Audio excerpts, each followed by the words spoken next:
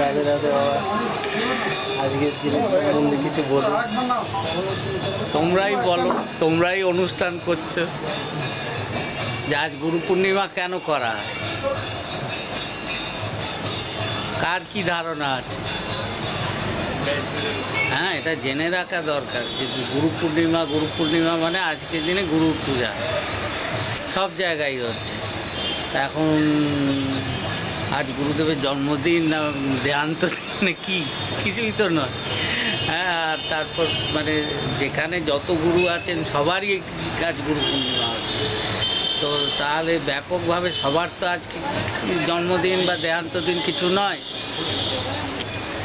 তাহলে কেন হয় না, দাপর যুগের শেষ ভাগে ভগবানেরই অবতার ভগবান বেদব্যাস আজকের দিনে এই আষাঢ়ী পূর্ণিমা তিথিতে তার জন্ম হয়েছে।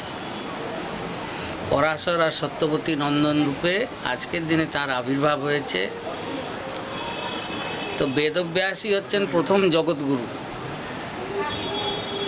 তাকে বলা হয় জগৎগুরু, কেননা সনাতন ধর্মের জন্য তার যতটা অবদান আছে অতটা আর কারণ নেই। প্রথম তো বেদ, বিশাল বেদকে তিনি 4 ভাগে বিভক্ত করেছেন। হ্যাঁ, ঋক্সাম, যজু, অথর্ব 4 ভাগে বিভক্ত করে তার নাম হয়েছে তবে বেদব্যাস। তার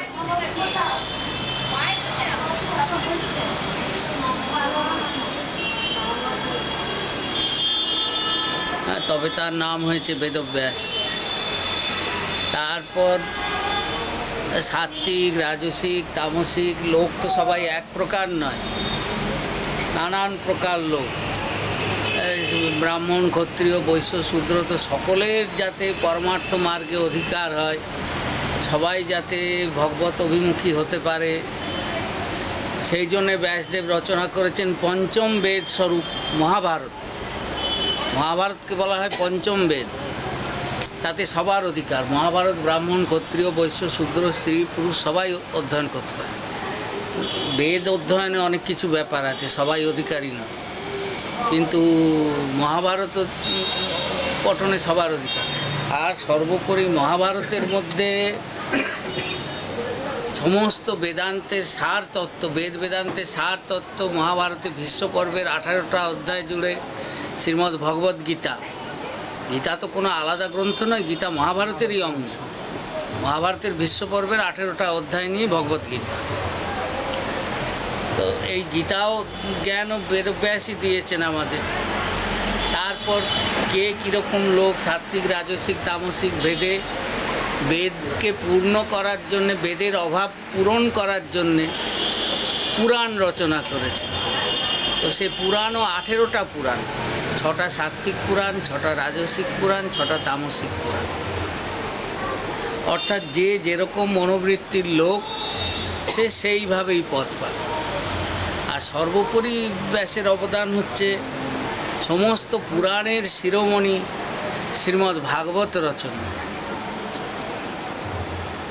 যেটা ব্যাসদেবের সর্বশেষ কীর্তি হচ্ছে মহাপুরাণ, শ্রীমদ্ ভাগবত মহাপুরাণ রচনা।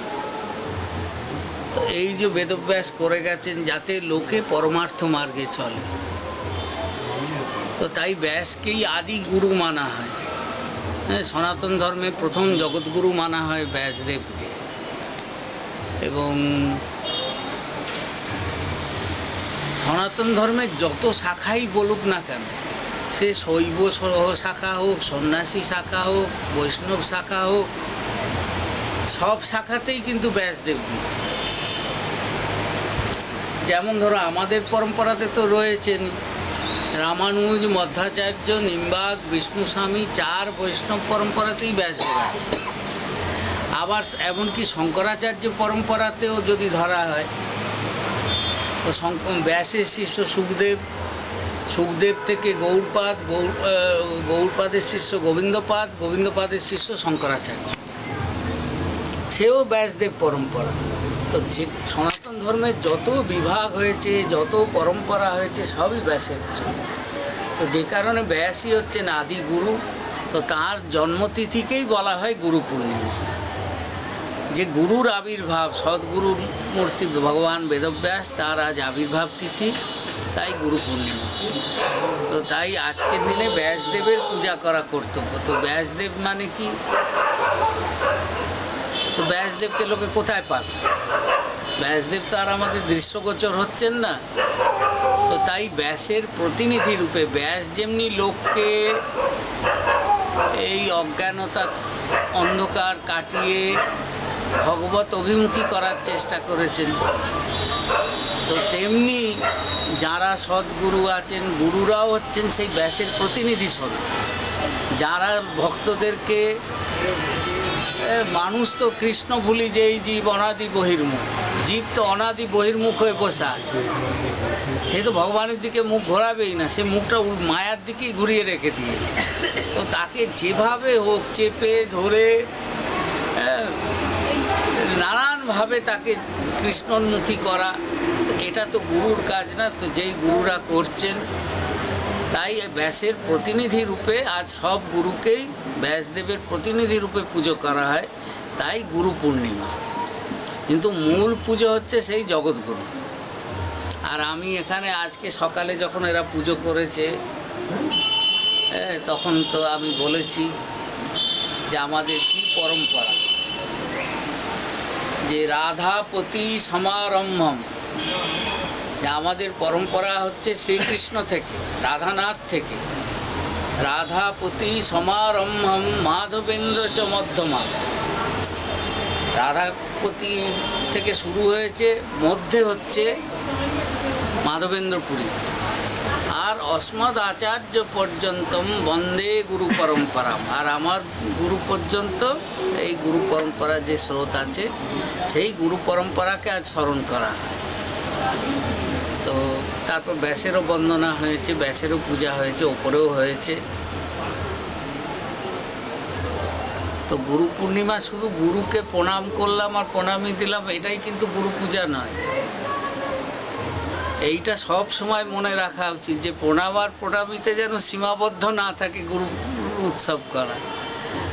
প্রকৃত গুরু পূর্ণিমা হচ্ছে গুরু আনুগত্যে সেই পথে চলা।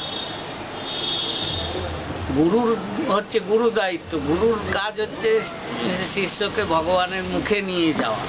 তো সেই ভগবত অভিমুখে চলবার চেষ্টা করা, নিজের জীবনধারাকে পরিবর্তিত করা করে গুরু আনুগত্যে গোবিন্দের দিকে চলাই হচ্ছে গুরু পূর্ণিমার প্রকৃত তাৎপর্য।